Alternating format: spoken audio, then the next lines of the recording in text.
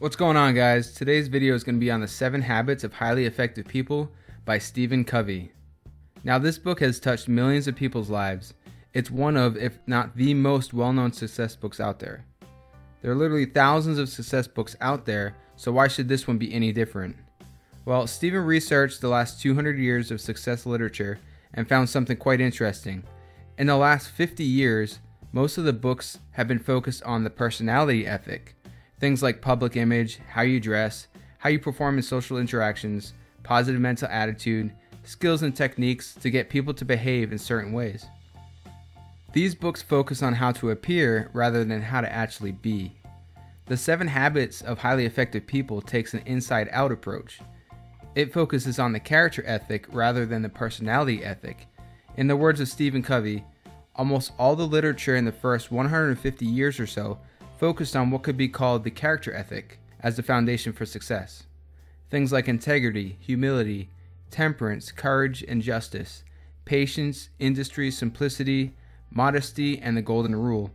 The character ethic taught that there are basic principles of effective living, and that people can only experience true success and enduring happiness as they learn and integrate these principles into their basic character. You know, greatness starts from the inside out. Of course, there is a place for personality ethic, but character forms the foundation. Personality ethics need to be rooted in character. The personality ethic can be seen as fake, or as a fake it till you make it image if it's not rooted in character. Sometimes people apply these personality techniques in order to use and manipulate people to meet their own goals and agendas. In the long run, people will eventually see through this duplicity. But you can't fake character ethic. If you're still a little fuzzy on this concept, picture an iceberg, right? The personality ethic is above the water. The character ethic is below the water. It forms the foundation. It's where the greatest impact over the long term is. It's where you sow the seeds of greatness. The problem is that people don't focus on the foundation.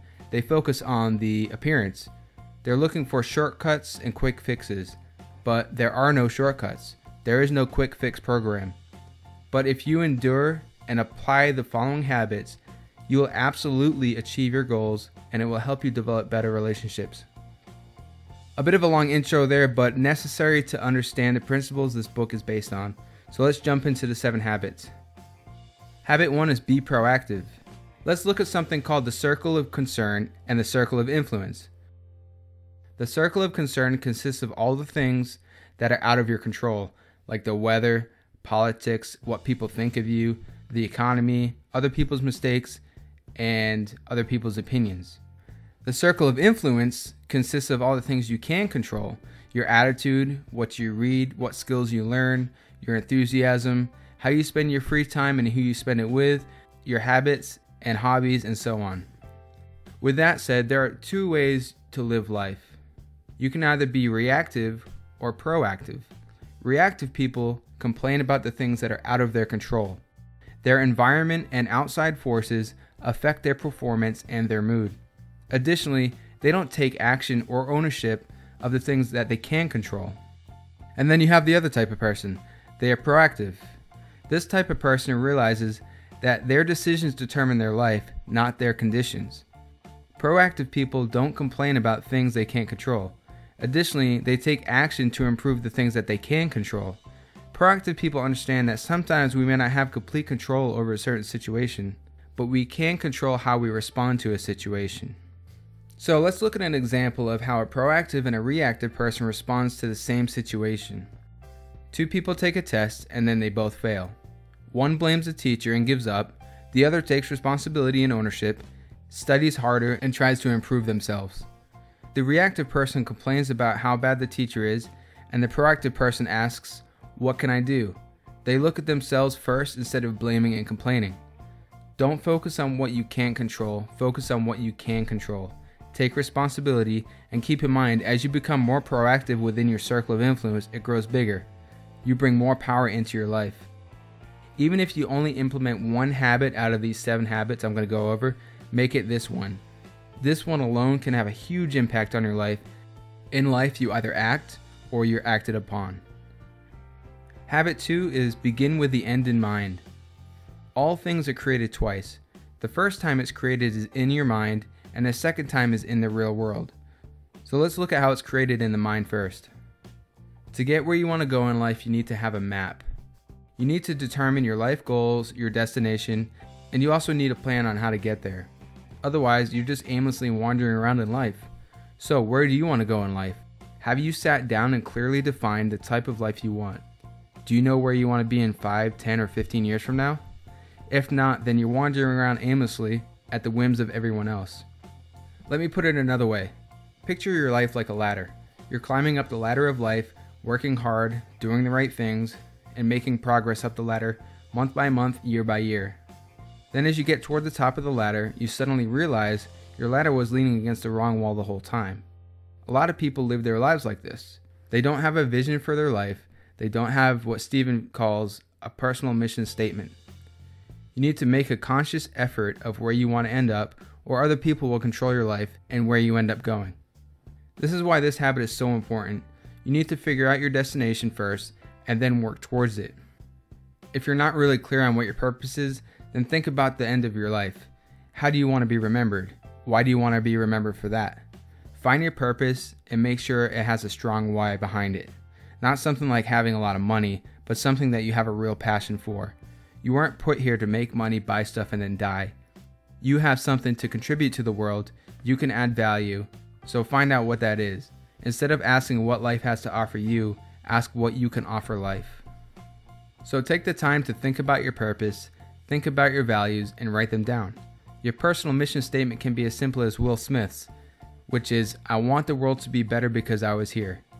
Very simple, and what you do is you keep this mission statement at the forefront of your mind, and whenever you make a decision, you see if it's in alignment with that mission statement. This will keep you on track. Go crazy, create your ideal life and your legacy. It can be whatever you want, dream big, and don't hold yourself back. Most of the time, the thing that holds us back is ourselves, so don't let self-doubt get in the way. Realize that anything is possible, so define how you want your life to be right now. Don't let the past or anything else hold you back. You write the script to your life, no one else. You are the programmer. Alright, habit 3 is to put first things first. If habit 2 says you're the programmer, then habit 3 is write the program. This is the second creation. As you learned in habit 2, all things are created twice. First in the mind, and then in reality. Habit 3, putting first things first, is where you take the steps and actions required to make your vision a reality. This is where we begin examining our daily routines and habits. Ask yourself, what's the most important thing for you in this moment? It's probably your significant other, finishing school, improving your health, or your family, right? It's not checking Facebook or Instagram. So why do we spend so much time doing these useless things, right? We need to get into the habit of putting first things first. Taking the time to focus on what really matters and focusing our efforts on what's going to get us to where we want to be in life. Really start questioning the scripts and the habits in your life. We've all fallen into the vicious cycle of waking up late, eating poorly, leaving late for work, rushing through traffic in a state of stress, being unorganized at work and being pulled in 1,000 different directions, and then getting home, eating fast food because you're tired, and then falling asleep late because you watched some new TV show. And then you wake up late the next day to do it all over again. This is the perfect example of not putting first things first. We could all use a little help in the time management department, right? And we all have a lot to do. So how do we manage time effectively? Usually we all write things down on a giant to-do list, and we tend to go in order from top to bottom with no real priorities. This is not the way. Or you schedule things on a calendar, which is a decent practice, but with one interruption, our whole game can be thrown off. You could also try daily planning based on priorities, but again, one interruption or emergency can mess it all up. Most of us fall into this time management scheme. But there is another way. The best way is to categorize things by urgency and importance. Stephen developed a cool quad chart for this, and you need to categorize items in the following. Quadrant 1 is urgent and important. This is putting out fires, emergencies, and kind of the reactive mindset. Quadrant 2 is not urgent and important. These are things like your health, exercising, spending time with your family, relationships. We need to put more focus here. These are often neglected activities, and this is where success and balance and growth are found. Quadrant 3 activities are not important and urgent. So most of us spend our time here, right? Interruptions, some meetings, some phone calls, and other people's emergencies. And then quadrant 4 are not important and not urgent. These are a waste of time, busy work, some emails, some phone calls, and so on. You remember the example above of the reactive and unorganized person. Now let's look at an example of someone who puts first things first. Joe wakes up early, exercises for 30 minutes, eats a healthy breakfast, leaves early for work, and has a nice, smooth, and joyful ride. Then Joe works on the important and not urgent things in quad 2, and he works on emergencies if needed, and then he delegates quadrant 3 activities and rejects quadrant 4 tasks.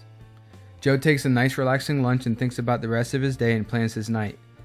At the end of the workday, he closes out tasks and plans things for the next day. He gets home and prepares a healthy meal and then maybe reads before bed. He seems to have more time to think and reflect about his life, and he makes plans on where he wants to end up and who he wants to be. Basically what we did in habit 2, begin with the end in mind. I mean, if you look at these two different examples, it's a huge difference, right?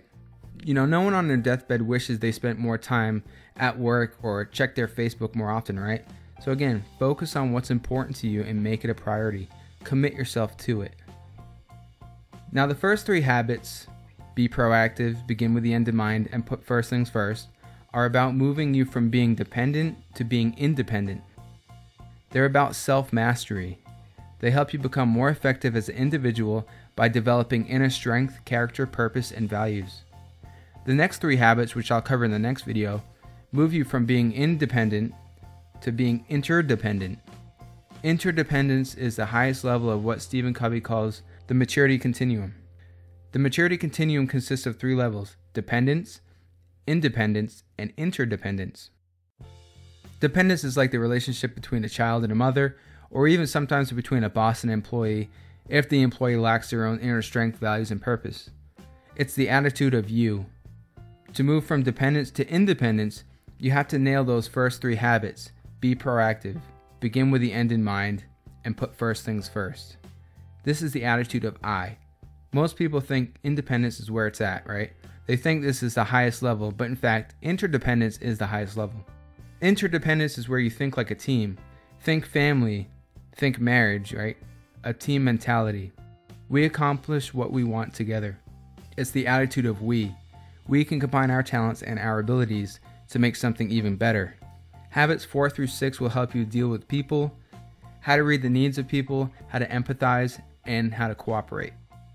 And keep in mind, you have to move from being dependent to independent before you can truly become interdependent. So go ahead and check out part 2 of this summary, where you can learn about habits 4 through 7. I'll link to it right here.